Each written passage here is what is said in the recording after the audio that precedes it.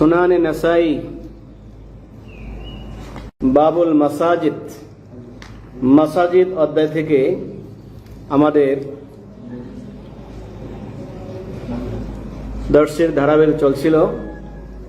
এই অধ্যায় হচ্ছে আন-নাহিয়ু আনিল বাই'i ওয়াশ শিরা'i ফিল মসজিদে ওয়া আনিত তাহাল্লুক ক্বাবলা সালাতিল জুমআহ, যে মসজিদে বেচা কিনা এবং জুমার আগে গোল হয়ে বৈঠক করা এটা নিষিদ্ধ। জুমার নামাজ সাপ্তাহিক একটা সম্মেলন, জুমার নামাজের আগে খুতবা রয়েছে, ৫ ওয়াক্ত নামাজই ফরজ, জুমা হচ্ছে সাপ্তাহিক একটা সম্মেলন। তো এদিন ইমামের বড় দায়িত্ব হচ্ছে নামাজের সাথে খুতবা দেওয়া। এই কারণেই জোহরের নামাজ 4 রাকাত, সেক্ষেত্রে জুমার নামাজ 2 রাকাত ফরজ এবং এর আগে খুতবা দেওয়া এবং খুতবা শোনাটাও হচ্ছে ওয়াজিব। বিধায় এই নামাজের আগে হালকা করে বৈঠক করে গোল হয়ে বসা, এটা নামাজের ব্যাঘাত ঘটে, খুতবা শোনার ব্যাঘাত ঘটে, নিষিদ্ধ। মসজিদ হচ্ছে আল্লাহর ঘর, এখানে কেনা বেচা করা, নামাজের ইহতেমাম হয় না, মসজিদের তাজিম হয় না, নামাজ যে উদ্দেশ্যে আসা সেটা ব্যাহত হয়। মসজিদের বাইরে আসা যাওয়ার পথে কেনাবেচা করা এটা নিষিদ্ধ নয়, কিন্তু মসজিদ যেহেতু নামাজের ঘর, এই কারণে মসজিদে বেচা কেনার জায়গা বানানো, ঘুমানোর জায়গা বানানো, মসজিদে গল্পগুজব করা, মসজিদে খানা দানার একটা পরিবেশ তৈরি করা, এটা মসজিদের আদবের মধ্যে নয়। বিহি কাল আখবারানা ইসহাক ইবনে ইব্রাহিমা ক্বাল আখবারানি ইয়াহইয়া ইবনে সাঈদ আন আবি আজলানা আন আমর ইবনে শুআইব আন আবিহি আন জাদ্দিহি আন্না নবী সাল্লাল্লাহু আলাইহি ওয়াসাল্লাম নাহা আন তাহাল্লুক ইয়াউমাল জুমআহ ক্বাবলা আস-সালাতি ওয়া আন আশ-শিরা'i ওয়াল বাই'i ফিল মসজিদে। হযরত আমর ইবনে শুআইব তিনি তার বাবার মাধ্যমে তার দাদা থেকে বর্ণনা করতেছেন যে রাসূল পাক সাল্লাল্লাহু আলাইহি ওয়াসাল্লাম নিষেধ করেছেন আনের তাহাল্লুক, একটা হালকা গোল বৈঠক মজলিস করা, ইয়াউমাল জুমাতে জুমার দিন ক্বাবলা সালাত, নামাজের আগে। যেহেতু নামাজের আগে এই ধরনের বৈঠক করলে তাতে নামাজের ব্যাঘাত ঘটবে, নামাজের যে একটা ইতমিনান, নামাজের যে আগ্রহ আদব সেটা থাকবে না। কিন্তু জুমার নামাজের উদ্দেশ্য হচ্ছে আগে খুতবা শুনবে, ইমাম কি বলে সেটা শুনবে, সেখানে নিজেরা যদি বৈঠক করে মজলিস করে তাহলে জুমার হক আদায় হয় না। বিদায় জুমার আগে ধরনের বৈঠক করা, মজলিস করা, ভিন্নভাবে কোনো রকম জলসা করাটা নিষিদ্ধ। সাথে সাথে মসজিদে বেচা কিনা করা, আপনার কোনো মাল সম্পদ আনা এবং বিক্রির জায়গা বানানো এটা নিষিদ্ধ। যেহেতু মসজিদ এটা নামাজের জায়গা, এটা বেচা কেনার জায়গা না, মহল নয়। তাহলে মসজিদে আদবের মধ্যে, মসজিদে যতটুকু আদব আছে তার মধ্যে যদি এটা করে আদব রক্ষা হবে না, নিষিদ্ধ। আন-নাহিয়ু আন তানাশুদিল আশআরি ফিল মসজিদে, এই অধ্যায় হচ্ছে মসজিদে কাসিদা, কবিতা পাঠ করা, কবি আবৃত্তি করা, এটা নিষিদ্ধ। যেহেতু মসজিদ এটা নামাজের জায়গা, বিদায় কবিতা শোনা, কবিতা পাঠ করা নামাজের স্বাভাবিক অবস্থার ব্যতিক্রম ঘটাবে। তবে এক্ষেত্রে ইখতিলাফ রয়েছে যে কোনো ধরনের কাসিদা বা যে কোনো ধরনের কবিতা পাঠ করাই কি নিষিদ্ধ, না বিশেষ ধরনের কবিতা পাঠ করা নিষিদ্ধ। হাদিসের তরজমা হচ্ছে বিহি কাল আখবারানা কুতাইবা ইবনে সাঈদ ক্বাল হাদাসানা লাইস ইবনে সাআদ আন ইবনে আজলানা আন আমর ইবনে শুআইব আন আবিহি আন জাদ্দি আন নবী সাল্লাল্লাহু আলাইহি ওয়াসাল্লাম নাহা আন তানাশুদিল আশআর ফিল মসজিদে। রাসূল পাক সাল্লাল্লাহু আলাইহি ওয়াসাল্লাম মসজিদে কবিতা আবৃত্তি, কবিতা পাঠ নিষিদ্ধ করেছেন। এই মুতলাক হাদিস দ্বারা বোঝা যায় মসজিদে যে কোনো ধরনের কবিতা পাঠ করা নিষিদ্ধ। কাসিদায় এটা মামদুহ হোক অথবা মাজমুম হোক, সেটা খারাপ নিন্দনীয় কবিতা হোক অথবা প্রশংসা কবিতা হোক, সব ধরনের কবিতাই নিষিদ্ধ। এটা স্বাভাবিক জয়ের হাদিস দ্বারা বোঝা যায়। অপরদিকে অন্য হাদিস যেটা সামনে অধ্যায় আছে রুকসা সংক্রান্ত, যে হাসান বিন সাবিত রাদিয়াল্লাহু তাআলা আনহু তিনি মসজিদে কবিতা পাঠ করতেন এবং ওমর ইবনে খাত্তাব কোন একদিন হাসান বিন সাবেতকে মসজিদে এ ধরনের কবিতা আবৃত্তি করতে দেখে তিনি একটু বাঁকা চোখে, কঠোর চোখে, রুক্ষ চোখে তাকালেন। কেমন যেন তার কাছে এটা অপছন্দনীয় হচ্ছে, এটা যেন অপছন্দনীয় কাজ, নিষিদ্ধ কাজ। তখন হাসান বিন সাবেত তার অবস্থা দেখে বললেন যে এর চাইতো, আপনার চাইতো আরো যেই ব্যক্তি উত্তম ছিল, অর্থাৎ রাসূল সাল্লাল্লাহু আলাইহি ওয়াসাল্লামের উপস্থিতিতেই আমি মসজিদে কবিতা পাঠ করেছি। এবং এই বিষয়ে তিনি তার নিজের পক্ষে সাক্ষী স্বরূপ আবু হুরায়রা রাদিয়াল্লাহু তাআলা আনহুর দিকে তাকাইলেন এবং তাকে জিজ্ঞেস করলেন বিষয়টি কেমন। তো আবু হুরায়রা রাদিয়াল্লাহু তাআলা আনহু তার পক্ষে হাসান বিন সাবেতের পক্ষে মত দিয়েছেন যে হ্যাঁ, হাসান বিন সাবেত রাসূলুল্লাহ সাল্লাল্লাহু আলাইহি ওয়াসাল্লামের উপস্থিতিতে মসজিদে কবিতা পাঠ করেছেন। তাহলে দেখা যায় পরস্পর বিপরীত হাদিসগুলি, দুইটি হাদিস। এর ব্যাখ্যা হচ্ছে স্বাভাবিকভাবে মসজিদে যে কোনো ধরনের কবিতা পাঠ নিষিদ্ধ নয়, যেহেতু আশেরু কালামুন হাসানু হাসানুন কবিও কবিউন। শের বা কবিতা এটা হচ্ছে কথা, কালাম, বাণী। এটা ভালোটাই ভালো, এটা প্রশংসনীয়, খারাপটাই খারাপ। বিধায় কবিতা কাসিদা যদি দিনের পক্ষে হয়, আল্লাহ এবং রসুলের প্রশংসামূলক হয়, দিনের দাওয়াতমূলক হয়, তাহলে সেই ধরনের কবিতা মসজিদে পাঠ করা নিষিদ্ধ হবে না, যেমনটা হাসান বিন সাবেত করেছেন। রাসূলুল্লাহ সাল্লাল্লাহু আলাইহি ওয়াসাল্লাম মসজিদ নববীতে হাসান বিন সাবেতের জন্য মসজিদে মেম্বার নির্মাণ করে দিয়েছেন এবং রাসূলুল্লাহ সাল্লাল্লাহু আলাইহি ওয়াসাল্লাম বলছেন আল্লাহুম্মা আইয়িদ বিরুহিল কুদুস, যে হে আল্লাহ আপনি তাকে জিবরাইল ফেরেশতা দ্বারা সাহায্য করুন। এবং রাসূল বলছেন হাসান বিন সাবেতকে পক্ষ থেকে কাফিরদের বিরুদ্ধে কবিতা রচনা করো, এবং সেটাই করেছেন। রাসূল তার প্রশংসা করেছেন, পুরস্কৃত করেছেন, হাদিয়া দিয়েছেন। এই হাদিস দ্বারা বোঝা যায় যে কোনো ধরনের কবিতা পাঠ করা নিষিদ্ধ নয়, বরং যে সমস্ত কবিতা অশ্লীল, যে সমস্ত কবিতা কালামে ফহশ দ্বারা পরিপূর্ণ, যেটা মানুষের চরিত্র বিধ্বংসী, যেটা সাধারণত মানুষকে দিন ধর্ম থেকে বিমুখ করে, এমন কবিতা কাসিদা পাঠ করা এটা যেমন মসজিদেও জায়েজ নেই, বাইরেও ঠিক। আর যেই কথাগুলি দিনের পক্ষে, দিনের স্বার্থে, আল্লাহ রাসূলের প্রশংসামূলক, সেটা বাইরেও যেরকম জায়েজ মসজিদে যায়। তবে মসজিদে এভাবে গান বা কি বলে কাসিদা, কবিতার একটা মজলিস করে স্বাভাবিক মসজিদের যে একটা তাজিম, আহমিয়ত, এটা নষ্ট করা যাবে না। প্রয়োজনে যতটুকু অতটুকুর মধ্যে সীমাবদ্ধ হবে। তাহলে হাদিসটিও আগের যে হাদিসের রাবি আমর ইবনে শুআইব আন আবি আন জাদ্দি, আমর শুআইব থেকে বর্ণিত, তিনি বলছেন নবী সাল্লাল্লাহু আলাইহি ওয়াসাল্লাম নাহা আন তানাশুদিল আশআর, রাসূলুল্লাহ সাল্লাল্লাহু আলাইহি ওয়াসাল্লাম মসজিদে এ ধরনের কবিতা কাসিদা নিষেধ করেছেন। এই নিষেধ আজ্ঞাটা সাধারণত ওই সমস্ত কবিতার ক্ষেত্রেই হবে যেগুলি জাহিলি যুগে ছিল।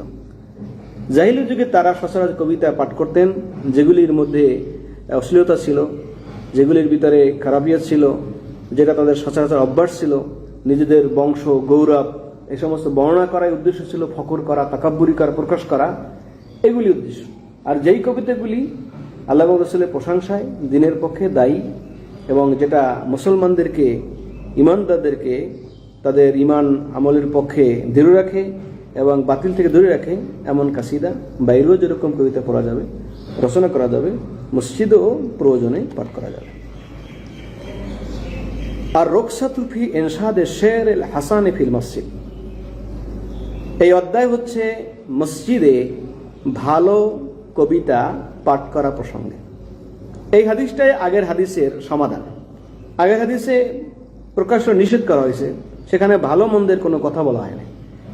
আর পরবর্তী হাদিস দ্বারা প্রমাণিত হলো যে না, সকল ধরনের কবিতা পাঠ করা নিষিদ্ধ নয়। সেক্ষেত্রে রুখসত, অবকাশ রয়েছে ইনশাদের শার, কবিতা হাসান, উত্তম কবিতা পাঠ করা ফিল মসজিদ। বিকাল আকবরানা কোতাইব ইবনে সাইয়েদিন ক্বালা হাদাসানা সুফিয়ানু আন আজ-যুহরি আন সাঈদ ইবনে আল-মুসাইয়্যিব ক্বালা মাররা ওমর ইবনে খাত্তাব, ওমর ইবনে খাত্তাব একদিন যাচ্ছিলেন হাসান ইবনে সাবেত, হাসান ইবনে সাবেতের কাছে, দহুয়া ইউনশিদু ফিল মসজিদ। হাসান ইবনে সাবেত রাদিয়াল্লাহু তাআলা আনহু, যাকে শায়রুর রাসূল বলা হয়, রাসূলুল্লাহ সাল্লাল্লাহু আলাইহি ওয়াসাল্লামের কবি, বিভিন্ন রাজা বাদশাহ দরবারে কবি থাকে, তারা কবিতা রচনা করে, শায়ের থাকেন, রাষ্ট্রের ভালো প্রশংসনীয় দিকগুলি তুলে ধরেন। ঠিক রাসূলুল্লাহ সাল্লাল্লাহু আলাইহি ওয়াসাল্লামের দরবারে একজন কবি ছিলেন হাসান বিন সাবেত। রাসূলের প্রশংসায় কাফেরদের বিরুদ্ধে তাদের তিরস্কার করে তিনি কবিতা রচনা করেছেন। ঠিক একই ধারায় হাসান বিন সাবেতকে ওমর ইবনে খাত্তাব দেখলেন যে তিনি মসজিদে কবিতা পাঠ করতেছেন।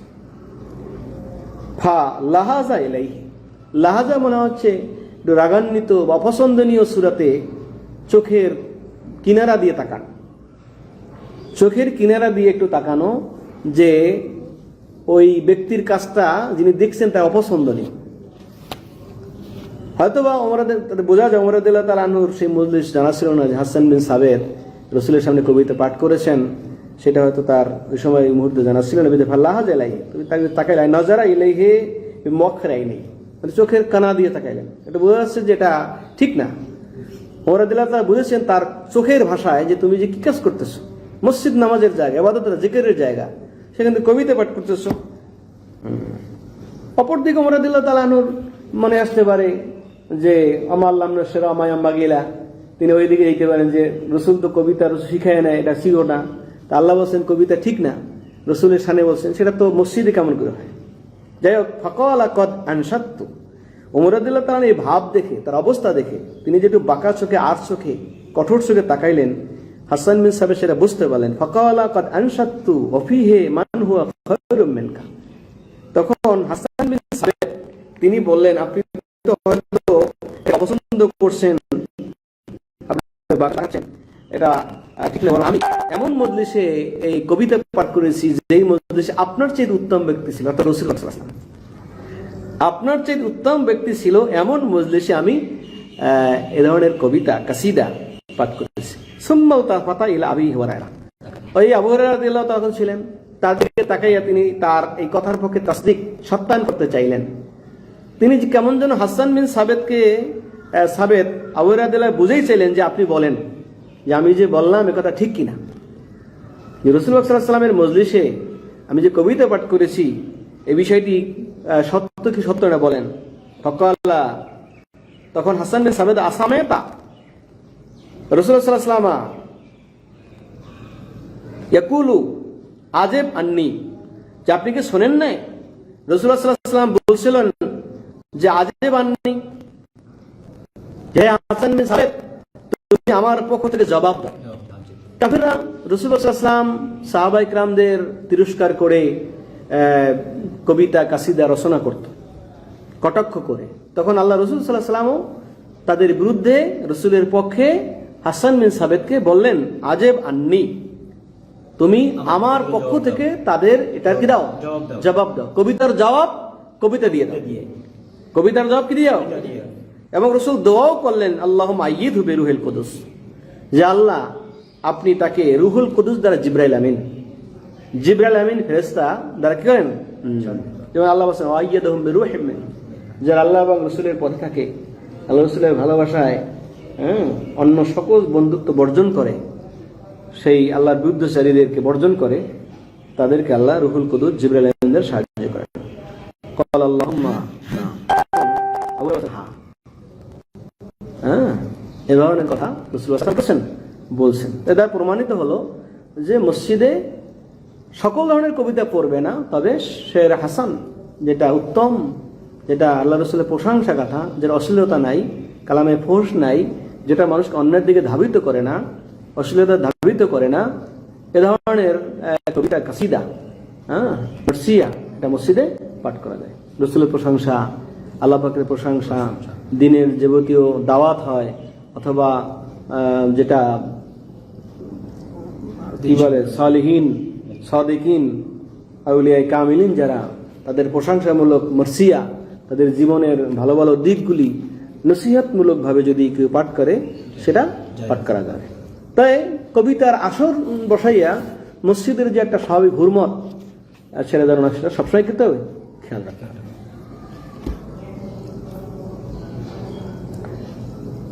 আন-নাহিয়ু আন ইনশাদে দাল্লাতি ফিল মসজিদ, এই অধ্যায় হচ্ছে মসজিদে হারানো বিজ্ঞপ্তি। মসজিদে কি হারানো বিজ্ঞপ্তি দেওয়া। মসজিদ এটা নামাজের জায়গা, এখানে জিকিরের জায়গা, তেলাওয়াতের জায়গা, এই জায়গা হারানো বিজ্ঞপ্তি স্বাভাবিকভাবে এটা মাকরুহ, নিষিদ্ধ। বুঝতে পারছেন? তাহলে মানুষ এভাবে এসে এসে এই বিজ্ঞপ্তি দিয়ে দিয়ে মসজিদের ব্যবস্থা পরিবর্তন করবে। এটা স্বাভাবিকভাবে মসজিদে নিষিদ্ধ, তবে এটা হারাম বা মাকতাহানি পর্যায়ে না, মাকরুহাতের পর্যায়ে। বিকাল আকবরানা মোহাম্মদ ইবনু ওয়াহাবিন قال حدثنا محمد بن سلمة عن ابي عبد الرحيم قال حدثني زيد بن ابي انيسة عن ابي زبير عن جابر بن عبد الله قال جاء رجل ينشد ضالة في المسجد। এক ব্যক্তি আগমন করলেন যিনি মসজিদে মুদার গোত্রের একজন লোক মসজিদে এসে তার হারানো বিজ্ঞপ্তি ঘোষণা দেওয়ার জন্য তিনি চেষ্টা করলেন, দিলেন। ফকর রাসূল বললেন লা ওয়াজাত্তা, না পাক। এটা ধমকে, এটা যে নিষিদ্ধ, এটা হারাম কথার দ্বারা বোঝা যায় তাকে নিষেধ করতেন, কেন করলা, এটা জায়েজ নাই, এ ধরনের কথা বলেন। না ওয়াজাত্তা তো বোঝা গেল এই ধরনের কাজ না করা হয়। এই ধরনের কাজ কি না করা ভালো। মসজিদে এই ধরনের হারানো বিজ্ঞপ্তি না দেওয়াটা ভালো স্বাভাবিক অবস্থায়। তারপর একান্ত জরুরত হয়, প্রয়োজন হয়, তখন সেক্ষেত্রে রুখসত আছে। তার মসজিদ আদব রক্ষা করতে হবে। আর জরুরত সেই ব্যক্তি বিকল্প জায়গা নাই, সুযোগ নাই, এখানে মানুষের জমায়েত হয়, তখন সেক্ষেত্রে প্রয়োজনে যতটুকু অতটুকুর মধ্যে সীমা থাকলে সেই সুযোগ আছে। ইজহারুস সিলাহ ফিল মসজিদে, মসজিদে অস্ত্র প্রদর্শন, অস্ত্র নিয়ে মসজিদে যাওয়া, অস্ত্র বহন করা। একজন লোক মুসল্লি বা একজন সেনাবাহিনী সৈনিক নামাজ পড়তেছে, অস্ত্রটা কি মসজিদে নিয়ে যাবে না বাইরে রাখবে? অস্ত্র যদি মসজিদে না নিয়ে, অস্ত্র তো একজন নিয়ে যাবে, ছিনিয়ে নেবে, অস্ত্র পাহাড় দেবে কি? আর যে কোনো এমন মুহূর্ত হতে পারে যে অস্ত্র সবসময় থাকা দরকার, তাই না? আর অস্ত্র রেখা যায়, তো অস্ত্র আবার রেডি করতে, সাথে নিতে, এই জন্য একজন মুসল্লি, একজন মুজাহিদ, সে অস্ত্র সাথে নিয়েই করতে পারবে, নামাজ পারবে। তবে অস্ত্র যেন তার অজান্তে নামাজের রুকু সিজদা করতে গিয়ে আবার বুলেট বের হয়ে না যায়, সেগুলি সবকিছু সতর্ক থাকা। ইজহারুস সিলাহ ফিল মসজিদ। বিকাল আখবারানা আব্দুল্লাহ ইবনে মুহাম্মদ ইবনে আব্দুর রহমান ইবনে মিসওয়ার আজ-জুহরি আল-বসরি মুহাম্মদ ইবনে মনসুর قال حدثنا سفيان قال قلت لعمرو আসামেতা জাবেরান, আমর ইবনে দিনার। সুফিয়ান সরি বলছেন, আমি আমর ইবনে দিনারকে প্রশ্ন করলাম, আসামেতা জাবেরান, আপনি কি জাবেরকে শুনেছেন ইয়াকুলু মাররা রাজুলুন বিসিহামিন ফিল মসজিদে, যেমন একটা হাদিস জাবেরিন আপনি রিওয়ায়াত করতেছেন, হাদিসটার সত্যতা কতটুকু আপনি কি শুনছেন? যে রাসূলুল্লাহ সাল্লাল্লাহু আলাইহি ওয়াসাল্লাম সামনে এক ব্যক্তি করছেন, বলছেন এমনটা, কোন ব্যক্তিকে? মাররা রাজুলুন বিসিহামিন, এক ব্যক্তি একটা অস্ত্র নিয়ে কি করছেন? অতিক্রম করতেছিল ফিল মসজিদ, মসজিদের বলতে নেজা, যেটার ভিতরে ফলক থাকে, যেই লৌহ আপনার অস্ত্র যার মাথায় গিয়েছে ফলক আছে, ঢাল হলো যেটা দ্বারা ফিরায়, ওটা গোল ঢাল, আর যেটা দ্বারা মারে কি অথবা তীর, তীরের ধারাল অংশ থাকে না, তীর তো মানে ধনুক দিয়ে মারে। ফকল আল্লাহ রাসূলুল্লাহ সাল্লাল্লাহু আলাইহি ওয়াসাল্লাম খুস বে নিদালিহা, বলছে এই তীরের কিরাও তোমার ধারালো অংশটা ধরো, তোমার নেজার কিরাও তীরের ধারাল অংশ সেটা তুমি ধরো। কি হবে? নাইলে তুমি যদি অন্য ধরো তো যে কোনো লোকের কি গায়ে লাগতে পারে, আঘাত করতে পারে, রক্ত হইতে পারে, ওই অংশ মুঠে ধরে তারপর তুমি চলো, তাতে কি হবে? চলতে ফেলতে যাইয়া মানে আরেকজনের কি হবে না, ক্ষতি হবে না। এর দ্বারা প্রমাণিত হচ্ছে যে মসজিদে নিজের অস্ত্র বহন করা যাবে, তবে অন্যের যত ক্ষতি না হয় সেই বিষয়টি রাখতে হবে। কলা নাম তখন বলছে হ্যাঁ আমি এই অংশ ধরে নিলাম। তাহলে একজন বর্তমান সময়ে কি বলে নেজা বা তীর এর পরিবর্তে কি অস্ত্র, বন্দুক। তাহলে বন্দুক নিয়ে এসে মসজিদে একজন পুলিশ বাহিনী নামাজ আদায় করে লেগে যেতে পারবে, কিন্তু সেটাকে সতর্কভাবে যেখানে রাখলে ক্ষতি হবে না এমনটা তা করতে হবে, চুরিও না হয়ে যায় থাকে। আবার তাসবিকুল আসাবে ফিল মসজিদে, এই অধ্যায় হচ্ছে মসজিদে তাসবিক করা, অর্থাৎ এক হাতের আঙুল আর এক হাতের আঙুলের মধ্যে ঢুকাইয়া দেওয়া। ইসলামের প্রাথমিক যুগে নামাজে রুকুর মধ্যে মুসল্লি এই দুই হাত কোথায় রাখবে?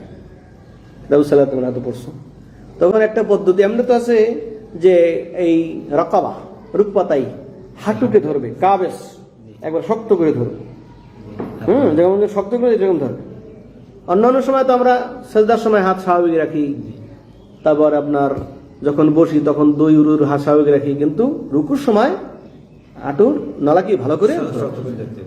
এখন ওই একটা সময় আছে আব্দুল্লাহ ইবনে মাসউদ থেকে হাদিসটা আছে, তাসবিক মিলাইয়া মাঝখানে মানে দুই ফাঁকেজের মেথে রেখে দেওয়ার একটা পদ্ধতি ছিল, যদিও সেটা পরবর্তীতে মনসুখ হওয়ার প্রমাণিত হয় যে এটা সাহাবায়ে কেরামের পরিদর্শন আমল নয়। বিকাল আখবরানা ইসহাক ইবনে ইব্রাহিমা قال اخبرنا عيسى ابن يونس قال حدثنا الاعمش عن ابراهيم عن الاسود قال دخلت انا والقمه। আসওয়াদ বলছে আমি এবং আলকামা। আলকামা হচ্ছে ইবনে আব্দুল্লাহ ইবনে আব্বাস থেকে যিনি বেশি রিওয়ায়াত করেন, তার রিওয়ায়াতটা বিখ্যাত ফকি এবং মুহাদ্দিস আলকামা। আলা আব্দুল্লাহ ইবনে মাসউদ, আসওয়াদ এবং আব্দুল্লাহ ইবনে এই আলকামা, আমরা দুইজনে গেলাম কোথায়? আব্দুল্লাহ ইবনে মাসউদ রাদিয়াল্লাহু তাআলা আনহু, যিনি হচ্ছেন সাহাবায়ে কেরামের মধ্যে রইসুল ফুকাহা, ফকিহগণের কি সরদার, রইসুল ফুকাহা বলা হয়। সাহাবায়ে কেরামের ভিতরে আব্দুল্লাহ ইবনে ওমর হচ্ছে রইসুল মুহাদ্দিসিন, তাই না? আর আব্দুল্লাহ আব্বাসকে বলা হয় রইসুল মুফাসসিরিন, আর ইবনে কি রইসুল ফুকাহা। যেন সাহাবায়ে কেরামদের ভিতরে তিনি ফকি সাহাবী। ওমর রাদিয়াল্লাহু তাআলা আনহু তিনি তার সময় তালিম দেওয়ার জন্য আব্দুল্লাহ ইবনে মাসউদকে ইরাক কুফা নগরীতে আলিদেশ গ্রহণ করছেন, তার থেকে ইবনে মাসউদের উপরে তার কত নির্ভরশীল ছিল পরবর্তী সময়। এবং এটাই ফিকহে হানফির রাসূল পর্যন্ত যদি সনদ আমরা নেই, সেক্ষেত্রে রাসূলের কাকে পাবো? আব্দুল্লাহ ইবনে মাসউদ রাদিয়াল্লাহু পাবো। ক্বালা লানা আসল্লা হাউলাই, তখন আব্দুল মাসউদ বলছেন তোমার সাথে যারা আছে এরা কি নামাজ আদায় করছে? তোমার সাথে আরো যারা আছে এরা কি নামাজ পড়া হয়েছে? কুলনা লা, আমি এবং আমরা কি করি নাই নামাজ। ক্বালা কুমু ফাসাল্লু, দাঁড়াও নামাজ হবে। কি হবে? সাহাবায়ে কেরাম তাদের আমল অনেক সময় কথাটা না বললে আমল দেখাই দিতেন। রাসূলুল্লাহ সাল্লাল্লাহু আলাইহি ওয়াসাল্লামের এমন ছিল, এর করতে এটা কথার দ্বারা না বুঝাইয়া আমলে বুঝাই দেন, তাতে কি হইতো? তাদের বুঝতে কি হতো? সহজ হতো। এবং সাহাবায়ে কেরাম পরস্পরে একই হাদিসটা সকলের জানা ছিল না, কত এটা জানতো আর এক সাহাবীর কাছে হাদিসটা পৌঁছে না, রাসূলের সেই মজলিস ছিল না, তখন পরস্পরে মোজাকারা করে একের মাধ্যমে বাকিদের আমলটা তিনি দেখাই দিতেন। ওযুর পদ্ধতি, নামাজের পদ্ধতি, অন্যান্য পদ্ধতিগুলো দেখাই দিতেন প্রকাশ্যে। তার ক্বালা লা ফাকাল রাসূল কুলনা লা, আমরা বললাম না, আমরা তো নামাজ পড়ি না। ক্বালা কুমু ফাসাল্লু, দাঁড়াও, তোমরা সকলে দাঁড়াও, এখন করবো নামাজ পড়ো। ফাযাহাবনা লিনাকুমা খালফাহু, যেহেতু আমরা দুইজন, তাই দুইজন বা একাধিক লোক হলে নিয়ম হচ্ছে ইমাম সামনে দাঁড়াবে, একজন যদি মুসল্লি হয় ইমামের ডান পাশে দাঁড়াবে, আর দুইজন যদি হয় ইমাম সামনে দাঁড়াবে, মুসল্লিরা পিছনে দাঁড়াবে। বুঝলে কি যাবে? এটাই পদ্ধতি। মুসল্লি যদি দুইজন হয় সেক্ষেত্রে মুসল্লি দুজন কোথায় দাঁড়াবে? তিনজন যদি নামা একজন ইমাম হবে, দুইজন মুক্তাদি হবে, সেক্ষেত্রে ইমাম দাঁড়াবে সামনে, মুসল্লি কি দুইজন পিছনে, আর একজন হলে ইমামের ডান পাশে দাঁড়াবে। জায়গা যদি না থাকে সামনে যাওয়ার মতো, তখন একটু পিছিয়ে দেয় দুইজন দেখাবে, কিন্তু জায়গা থাকলে নিয়ম এটা সুন্নাত তরিকা যে দুইজন পিছনে সামনে। তখন দুইজন বলছেন যে আমরা চাইলাম তার দুইজন দুই পাশে দাঁড়াবো না, ফাযাহাবনা লিনাকুমা খালফাহু, আমরা পিছনে দাঁড়িয়েছিলাম। স্বাভাবিক যে অবস্থা আমরা জানি যে ইমাম অতিরিক্ত দুইজন আমরা পিছনে দাঁড়াবো। ফাজালা আহাদানা আন ইয়ামিনিহি ওয়াল আখার আন শিমালি, কিন্তু তিনি কি করলেন? দুইজন মুসল্লি তিনি একজনকে ডান পাশে, ফাসাল্লা বেগার আজানেন ওয়াল ইকামাতেন, সেক্ষেত্রে আজান ইকামাত ছাড়াই, যেহেতু নামাজের জন্য মুসল্লি আপনার কি সব উপস্থিত, আজান তো দাওয়াতের জন্য, এই হিসেবে আজান ইকামাত দিলেন না। কিন্তু জামাত হলে সেখানে দেওয়াই লিকুল্লি জামাতেন আজানুন, প্রত্যেক জামাতের জন্য স্বতন্ত্র আজান মানে দেওয়াটাই সুন্নাত। তবে একই কমে একাধিক জামাত হইলে এক আজান দ্বারাও যথেষ্ট, এটাও আছে। আজানুল হাইয়ে ইয়াকফি, যথেষ্ট। এক কমের, এক গোত্রের, এক মানে একটা মহল্লার একটা মসজিদ, সেই মসজিদে একবার আজান দিলেই হয়। এই জন্য কোনো মসজিদে যদি আজান একবার হয়, দ্বিতীয় যদি জামাত পড়তে হয়, অথবা মসজিদের বাইরেও যদি কেউ জামাত পড়ে, তাহলে ওই আজানে কি যথেষ্ট, যদি সেটা মসজিদের মহল্লার মসজিদ হয়।